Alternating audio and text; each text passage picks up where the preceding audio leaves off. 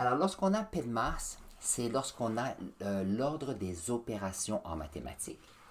On doit faire parenthèse avant les exposants et ceux-ci sont faits avant les divisions et les multiplications et ceux-ci sont aussi faits avant de s'occuper des additions et soustractions.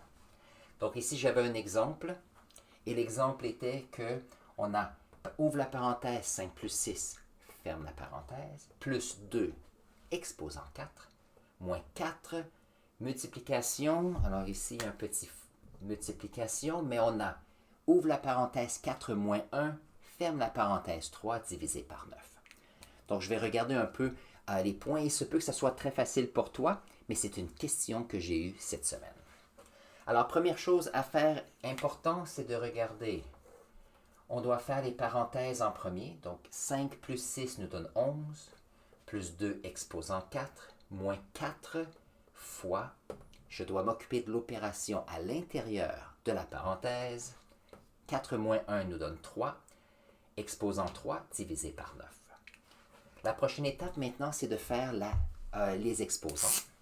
Alors, si nous avons 2 exposant 4, ça, qu'est-ce que c'est? Alors, 2 exposant 4, c'est 2.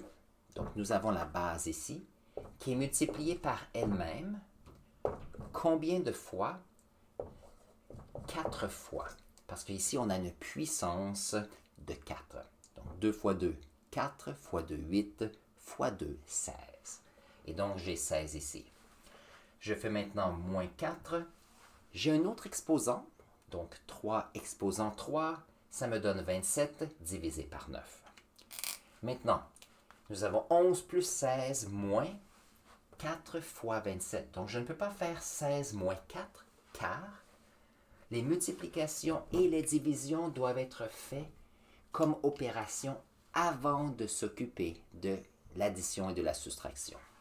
Donc, je garde le 11 plus 16 ici. 4 fois 27 me donne 80, 108. 108 divisé par 9 me donne 12 comme cela. Et donc, maintenant, je peux m'occuper des dernières opérations qui est 11 plus 16, l'addition qui me donne 27, moins 12, la soustraction qui me donne 15. Donc, l'ordre des opérations peut être très utile, surtout lorsqu'on a plusieurs entités mathématiques. Voilà. Et pour juste répéter ici pour l'exposant, nous avons 3 exposant 3. 3 exposant 3. Ça veut dire qu'on a une base qui est multipliée par elle-même combien de fois? On regarde la puissance ici, on le fait 3 fois, qui me donne le 27. Donc ça, c'est un peu une revue de PEDMAS. Quelqu'un m'avait posé la question et je me suis dit que je voulais le faire avec vous. Voilà. OK. L'autre chose que j'avais montré ce matin, je ne sais pas si toi tu aimes... alors, le deuxième point, le dentiste. Donc, je ne sais pas si tu aimes aller au dentiste, mais cette semaine, j'ai dû aller voir un chirurgien pour faire enlever une dent de ce côté-ci. Donc, mon côté est encore enflé un peu et je voulais vous montrer un peu qu'est-ce que c'était. Donc, donne-moi un instant. Alors, je vais te montrer une radiographie de ma dent de ce côté-ci. Donc, je vais faire ceci. Parfait. Donc, tu devrais voir ceci dans un instant. Alors, ici, sur la photo, tu vois une dent qui est cassée. Alors, qu'est-ce qui est arrivé? C'est qu'il y a quelques années, j'ai eu une dent qui est un peu comme morte. Le système nerveux a arrêté de fonctionner pour une raison ou une autre et j'ai eu un traitement de canal. Un traitement de canal, qu'est-ce que c'est? C'est qu'on va enlever les nerfs d'une dent et on peut voir les petits tubes blancs dans les dents. Ça, ce sont des petits tubes de... Souvent, ceux-ci étaient comme en plastique ou caoutchouc pour remplir ces petits tubes où il y avait des nerfs. Et c'est important parce qu'en vidant ces tubes, la dent devient morte et elle ne fait plus mal. Par contre, tu peux remarquer que la couronne, la partie au-dessus, s'est brisée. Parce que même si un traitement de canal fonctionne bien, une dent finit par sécher et elle a cassé. Ma dentiste m'a dit « Ouh, il y a une racine qui est droite et une qui est courbe. Et ça, c'est difficile pour moi parce qu'on ne veut pas que l'os de la mâchoire se brise. Alors, je suis allé faire un tour voir un chirurgien cette semaine et qu'est-ce qu'il a fait? Il a dit, OK, ta dent est intéressante, alors ce que je vais faire, il faut l'arracher. Et puis, mon idée était d'aller faire un tour jeudi pour faire vérifier ce que c'est et planifier un rendez-vous pour le futur. Mais chose intéressante, c'est un monsieur Cloutier, il a dit, oh, en passant, j'ai 30 minutes cet après-midi, est-ce que tu veux qu'on arrache la dent aujourd'hui? Donc, je n'avais pas vraiment planifié ça. Et j'ai dit, pourquoi pas, on est ici. Donc, on a arraché cette dent. Et ce qui est intéressant, c'est que il a arraché la dent et il a rempli le trou avec des particules de façon à ce que l'os de ma mâchoire se reconstruit à cet endroit pour s'assurer que ma mâchoire reste forte, que le système osseux fonctionne bien. Et si un jour je veux avoir une dent artificielle, je pourrais à ce moment-là avoir une tige dans la mâchoire. Et donc ça, c'est un peu l'idée. J'ai un peu de... Ici, c'est un peu encore enflé. J'essaie de faire attention, mais j'ai mis de la glace ce matin, donc je peux faire notre session questions-réponses ce matin. Donc, je me suis dit que ce serait intéressant. Et dernière chose, regarde en bas à gauche. C'est comme si on voit un petit trou. On peut voir que là, c'est comme s'il y avait un morceau qui était parti. Et ça, c'était une bonne question. Et voyons voir si je peux expliquer pourquoi dans un instant.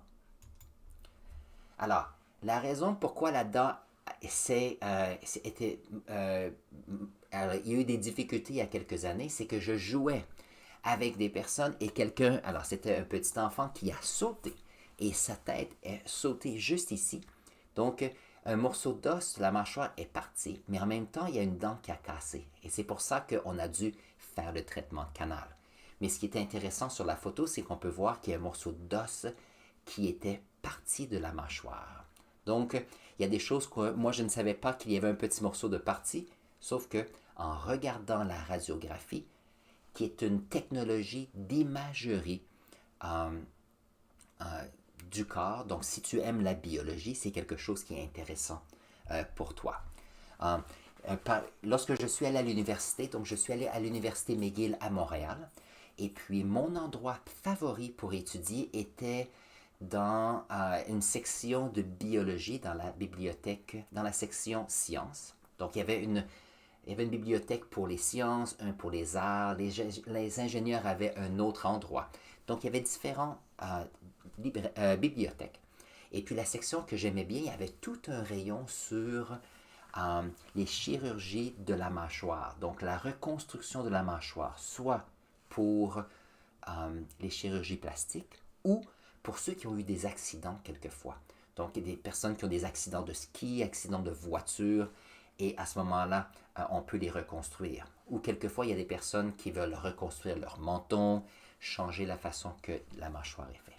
Moi, j'ai toujours trouvé ça intéressant, et je me suis dit que j'allais montrer la radiographie parce que c'est un exemple de technologie d'imagerie qui est utilisée dans notre vie. Et chose intéressante, les technologies se sont améliorées énormément. Quand j'étais jeune, on utilisait une grande machine à rayon X et il y avait comme une plaque avec un film. On prenait une photo. Donc on avait besoin de beaucoup d'énergie plus d'énergie pour imprégner l'image sur la pellicule photographique. Par contre, maintenant, nous avons des récepteurs qui sont digitales. Donc la quantité de rayons X utilisés est très très très petite. Et ça c'est très bon parce que les rayons X ne sont pas bonnes. Avoir trop de rayons X, c'est pas bon pour notre corps. Par exemple, Marie Curie qui a gagné 2 prix Nobel, un en chimie et un en physique, travaillait avec les rayons X et une des raisons qu'elle est décédée, c'était cette exposition qui était beaucoup plus grande que la normale des personnes et elle a eu un cancer suite aux expositions de rayons X soutenus dans son laboratoire pendant des années. Donc, si on va au dentiste, c'est très localisé, donc ça va très bien. Alors ça, c'était mon histoire sur les dents aujourd'hui. Ah, c'est bon, c'est bon. On a parlé de cela. Est-ce qu'il y a, donc pour les personnes qui sont ici ce matin, est-ce qu'il y a des questions que vous auriez? Donc, si vous avez des questions, ça me fera plaisir d'y répondre parce que je pense que c'est important. Je suis ici premièrement pour vous aider et j'ai quelques sujets pour le plaisir au fur et à mesure.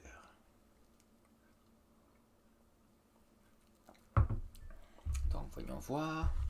Donc, pendant que peut-être vous écrivez une question, je vais préparer le tableau ici et je vais parler des données quantitatives et qualitatives. J'en ai parlé un petit peu au début du stream, mais il n'y avait pas de son, donc je vais le refaire maintenant. Comme ça, lorsque je vais éditer la vidéo, les personnes pourront le voir. Et en passant, merci Chiffre Alphabet de me dire qu'il y avait un problème de son.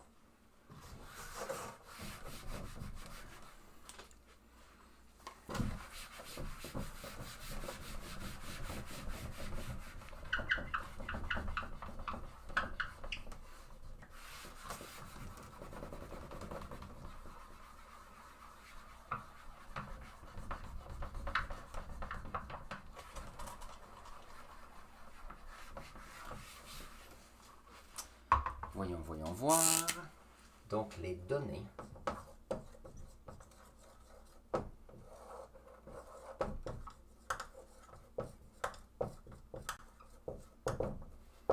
Qualitatives.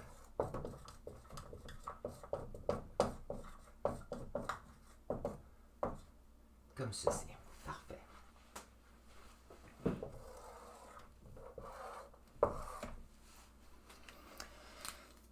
Alors, voyons voir.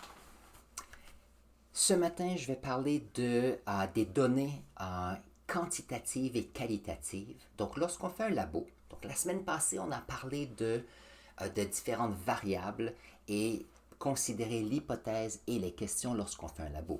Aujourd'hui, nous allons parler de données lorsqu'on fait la collecte de ceux-ci dans notre laboratoire. Donc, voyons voir. Le premier, c'est toujours la question de données qualitatives. Donc, pour les petits-enfants, lorsqu'ils font l'expérience du monde, ils utilisent leurs 5 sens pour faire la collecte de données. Donc, il y a les 5 sens. Il y a bien sûr la vue. Donc, avec les yeux, on peut voir les couleurs, par exemple. Oups. Donc, les couleurs nous donnent des observations intéressantes sur ce qui se passe. Maintenant, il peut y avoir des changements de couleurs. Et ces changements de couleurs nous donnent le fait qu'il y a eu une transformation, il y a eu une réaction chimique. Donc, ça, c'est très important. Il y a bien sûr le toucher. Le toucher comme ceci. Alors ici, il y a les textures. Il y a la malléabilité. Malléabilité. Voyons voir si je peux vous expliquer qu'est-ce que c'est.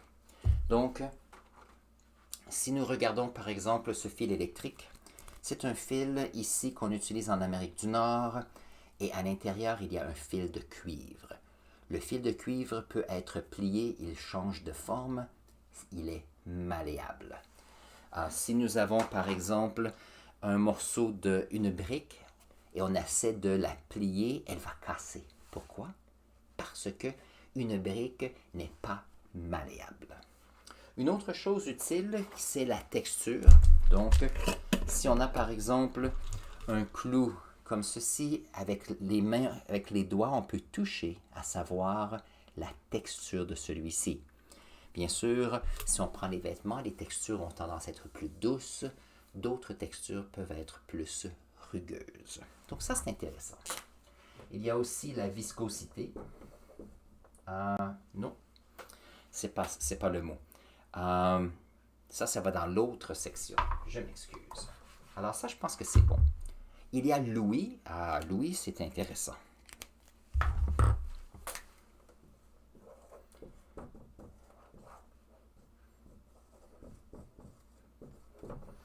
L'ouïe qui est à partir des oreilles, on peut voir, on peut entendre s'il y a des bulles qui sont créées. Donc par exemple, si on prend une boisson gazeuse et qu'on écoute, on peut voir qu'il y a des petites bulles qui vont à la surface du liquide.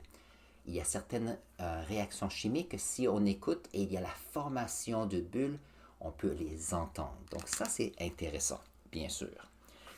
Il y a bien sûr l'odorat.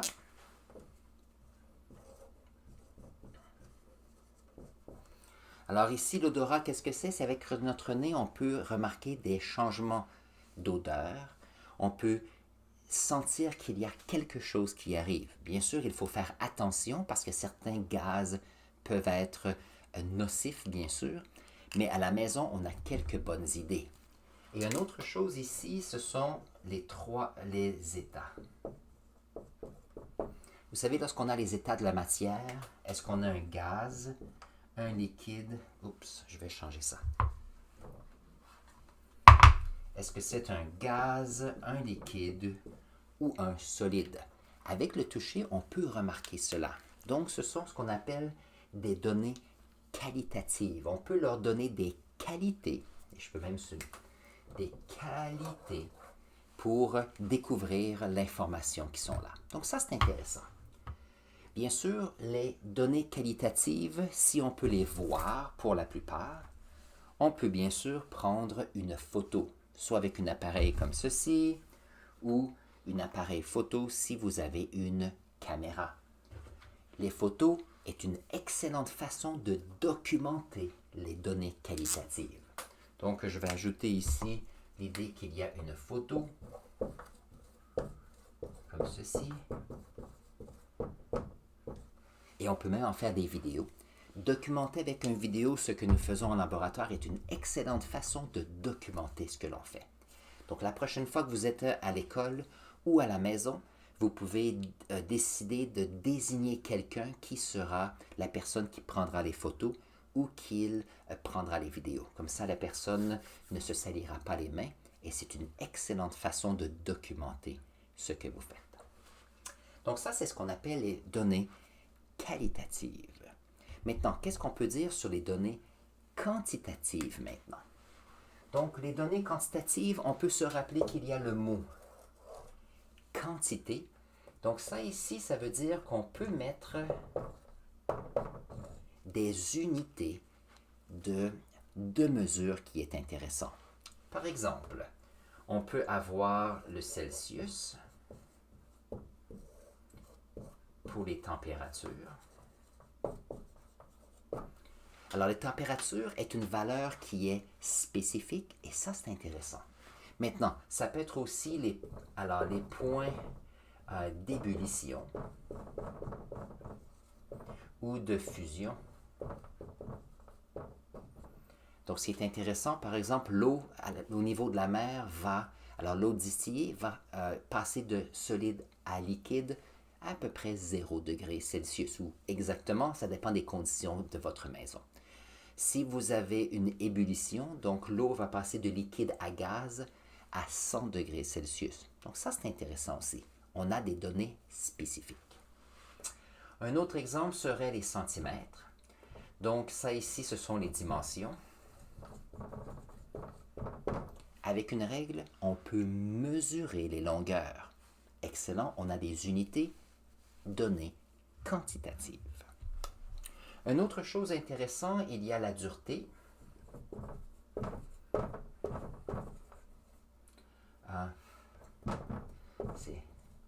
Voilà.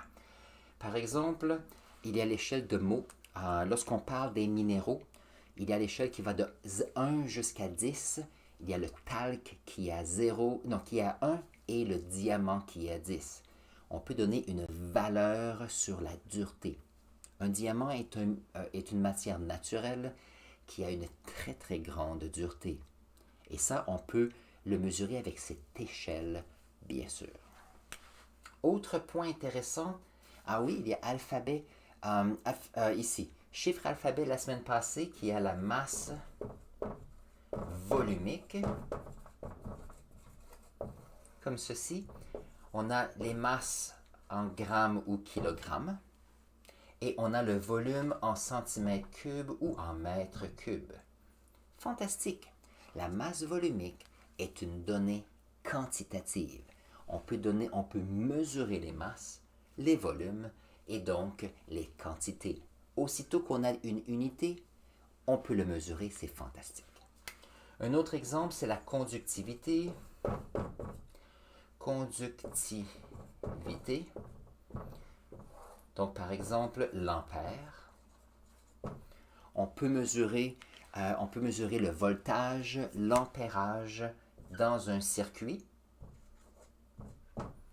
à savoir si on a toute l'énergie nécessaire pour faire fonctionner les appareils. Donc, j'ai besoin ici à ma table de l'électricité pour s'assurer qu'il y a assez de lumière et que mon vidéo fonctionne bien. Et on a remarqué ce matin que mon son ne fonctionnait pas, donc on a fait quelques petits changements. Le son fonctionne, donc on a besoin de cette conductivité d'information pour que ça fonctionne bien. Pourquoi il n'y a pas de son dans l'espace, chiffre, alphabet? Excellente question. Alors, je réponds à ta question donne-moi 2 minutes et je vais pouvoir y répondre, tu vas voir. Alors, la question intéressante que je veux ajouter, c'est si on est à l'école, vous avez des expériences que vous allez faire, des expériences qui vont vous permettre de faire des données qualitatives et quantitatives.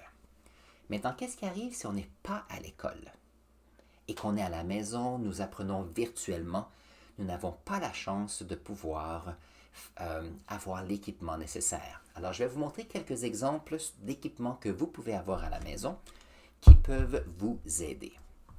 La première, bien sûr, notre caméra. Notre téléphone intelligent, une caméra est une excellente façon d'avoir des données qualitatives pour documenter ce que nous faisons. Par exemple, il y a des personnes sur les médias sociaux qui documentent leurs expériences personnelles. On peut le faire pour les expériences, bien sûr. Un autre aspect utile, et je vais montrer, n'oubliez pas que si vous faites des expériences à la maison, donc à la cuisine, ça va, ce n'est pas très dangereux, mais si vous faites avec d'autres types de substances, assurez-vous de mettre des lunettes de sécurité pour protéger vos yeux. Vous pouvez même mettre des gants pour protéger vos mains et votre peau. Alors, première chose qui peut être utile, c'est mesurer des volumes. Donc, moi j'ai trouvé ça, c'est un petit magasin qui n'est pas très très loin de chez nous, qui vend de l'équipement de labo et électronique. Donc, j'ai trouvé ça là-bas, qui était intéressant. Mais n'oubliez pas qu'on peut utiliser des tasses à mesurer dans la cuisine. En autant qu'on n'utilise pas les tasses à mesurer pour des expériences et pour la cuisine. Donc, il faut séparer l'équipement. Parce que, si on remarque ici, j'ai 4 sens. Le 5e, c'est le goût. Et en laboratoire, on ne veut pas goûter les substances parce que ça peut être très nocif et on ne veut pas que cela vous affecte. Ça, c'est pour les volumes, bien sûr. On peut utiliser une petite balance qu'on utilise dans les cuisines pour mesurer la masse de certains aliments ou ingrédients. Ça, c'est une excellente façon de mesurer les masses. Pour les volumes, je sais qu'on a quelquefois des cylindres gradués dans un labo. Moi, j'ai essayé de trouver une façon, si j'étais pour être à la maison, et on peut utiliser des seringues comme ceci. Donc ça, c'est une seringue pour la cuisine. On les utilise pour injecter des saveurs à l'intérieur de certains morceaux de viande pour donner le goût. Et ceci, on peut voir qu'il y a une graduation. Donc, voyons voir. On peut voir les graduations. Ça nous dit que on peut mesurer des volumes. Donc, 0 ici, on peut mesurer un volume, disons, de 20 ml et on a notre volume. Bien sûr, on peut utiliser alors ça ici, c'est une petite seringue trouvée à la pharmacie. Il mesure jusqu'à 10 ml. Ceux-ci sont utilisés pour mettre un médicament dans la bouche des petits-enfants. Mais, vous savez, c'est aussi bon qu'un cylindre gradué de laboratoire. Donc ça, ce sont des idées pour vous. On peut trouver bien sûr des thermomètres facilement dans le petit magasin ou à la quincaillerie, mais assurez-vous de faire attention parce qu'il y a une tige de verre à l'intérieur. Ça, c'est de l'équipement que vous pouvez avoir à votre maison pour remarquer s'il y a des changements de température. Excellent. Donc à l'école, c'est important, mais vous pourriez le faire à la maison aussi. Quelquefois, il y a certains produits chimiques qui peuvent être trouvés à la pharmacie. Donc par exemple, si je veux faire une réaction entre un acide, par exemple le vinaigre, et une substance qui va neutraliser l'acide. Ça ici, c'est une compagnie qui donne, c'est des antiacides pour l'estomac, mais c'est fait de carbonate de calcium. Donc on peut utiliser ceci et en faire une expérience à la maison. Et bien sûr, on peut utiliser, on peut utiliser des petits rubans pour trouver le pH d'une solution. On peut le trouver soit à la quincaillerie ou les endroits où on vend l'équipement pour mesurer le pH dans les piscines. Donc, c'est des choses qui sont possibles, bien sûr. Donc, je me suis dit que ça serait intéressant. Et l'autre chose qu'on va faire, donc, dans une vente de garage dernièrement, alors, j'ai trouvé des clous qui sont recouverts de zinc. Et la semaine prochaine, une des activités qu'on va faire, c'est, je vais essayer de faire une petite pile et avoir un certain voltage et ampérage.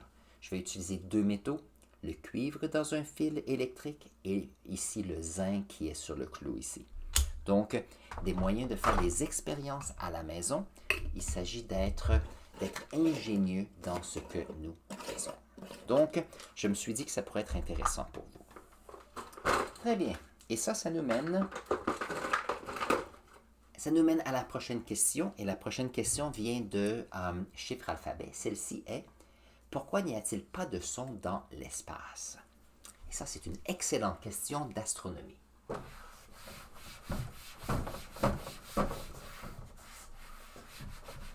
Oh, le rouge. Voilà.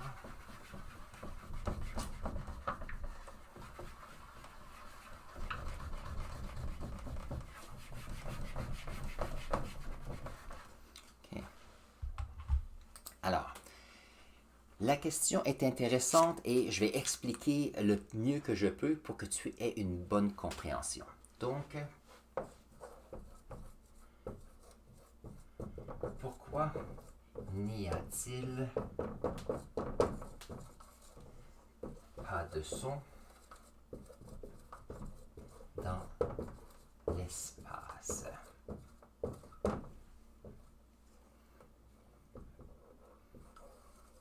Réponse.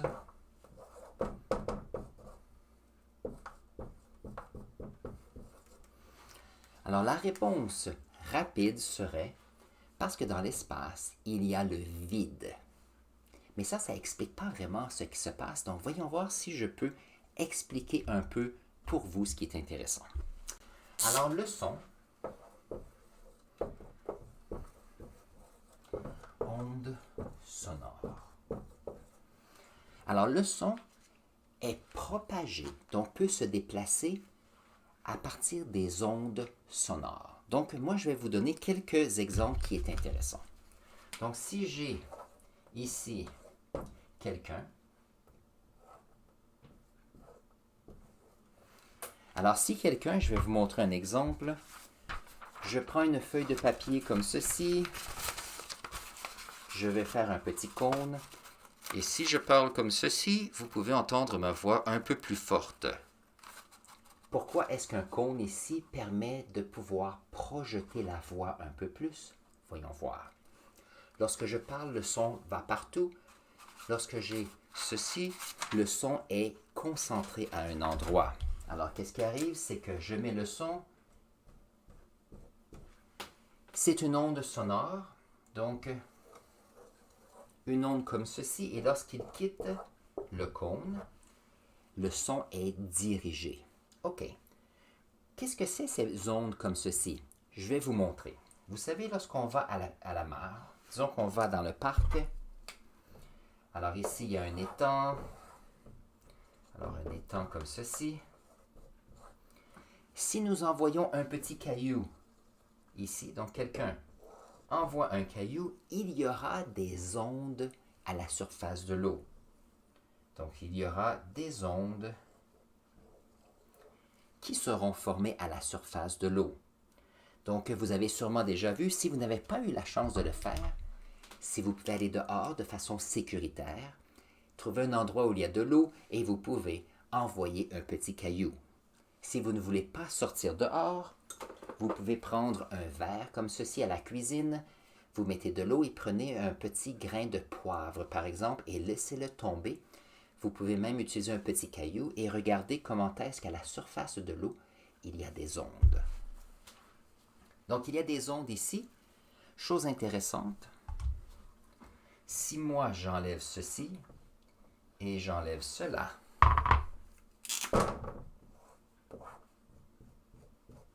on peut voir que les ondes vont dans cette direction-ci, un peu comme notre cône tout à l'heure.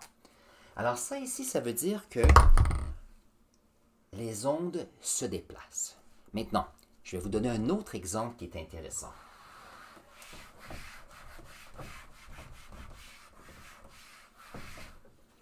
Je vais prendre un exemple d'une ambulance ou d'un pompier.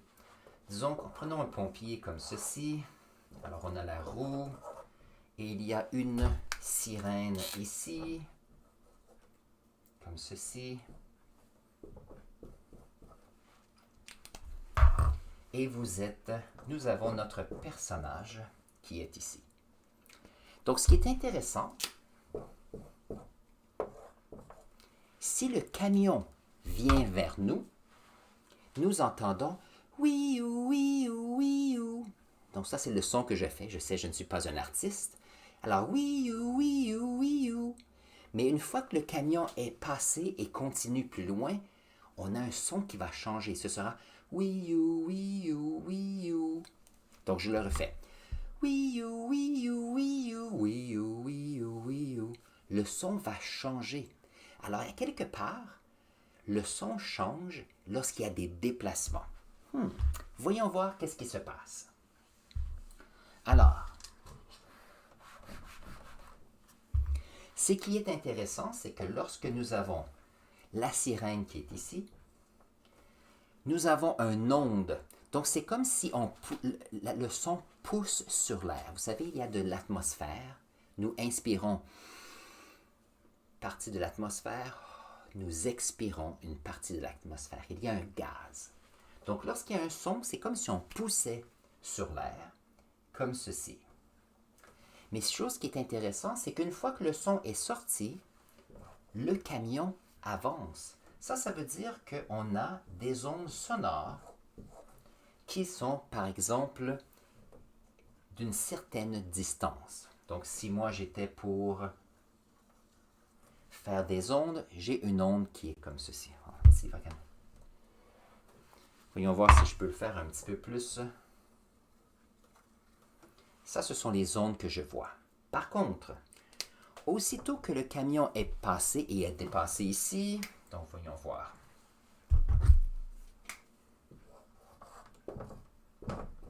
Comme ceci. Et que nous avons notre son ici. Une fois qu'il y a une version du son qui avance, nous avons quand même le véhicule qui avance aussi. Donc, dans notre direction, lorsque le son est poussé, la distance entre les ondes, le fait que l'air est poussé, est beaucoup plus lent comme cela. Donc, d'une certaine façon, oui ou oui ou oui ou, oui ou oui ou oui ou. Et ça, c'est un exemple. Donc, si vous êtes pour lancer un caillou dans une mare ou dans un petit étang, il y a des petits anneaux qui sont très rapides au début et après, ils vont s'éloigner et ils vont se distancer.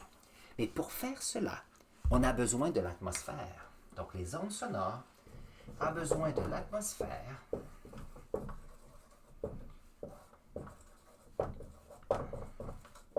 on appelle ça un médium. Un médium dans lequel les sons peuvent voyager. Donc, voyons voir si je peux donner un autre exemple, comment le changement de médium peut affecter des choses. Vous savez, lorsqu'on est ici en train de se parler, vous pouvez très bien voir. Par contre, si on prenait l'équipement ici et on les mettait dans le fond, alors sans électricité, dans le fond d'une piscine, nos yeux ne voient pas très bien lorsqu'on est sous l'eau. Et la raison, c'est que la lumière ne voyage pas de la même façon dans l'eau que lorsqu'on est dans l'atmosphère. OK.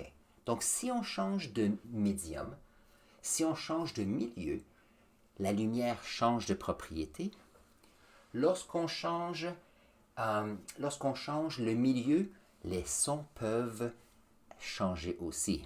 Donc, par exemple, je ne sais pas si vous avez déjà vu, vous savez quelqu'un qui a un ballon fait d'hélium, et lorsqu'il va inspirer de l'hélium, il va parler comme ceci. C'est que excusez, c'est que la masse volumique de l'hélium est différente de l'atmosphère. Donc ça veut dire que, OK, le son va se propager différemment dépendant du milieu. Mais le son a besoin d'un milieu. Alors, pourquoi est-ce que le son ne se propage pas ou ne se déplace pas dans l'espace? C'est qu'il y a le vide. Il n'y a pas d'atmosphère, il n'y a pas de gaz. Il n'y a pas de médium dans lequel le son peut voyager. À ce moment-là, alors, vu qu'il n'y a pas de médium, même s'il y a un son, donc il peut y avoir une explosion, le son n'a pas l'accès de pouvoir se propager. Et c'est comme ça. Et j'espère que ça répond un peu à ta question. J'essaie de trouver des exemples et des analogies et je pense que j'ai bien expliqué. C'est une excellente question, chiffre alphabet, ce matin. J'adore, à chaque semaine, tu as une excellente question et ça me fait plaisir d'y répondre.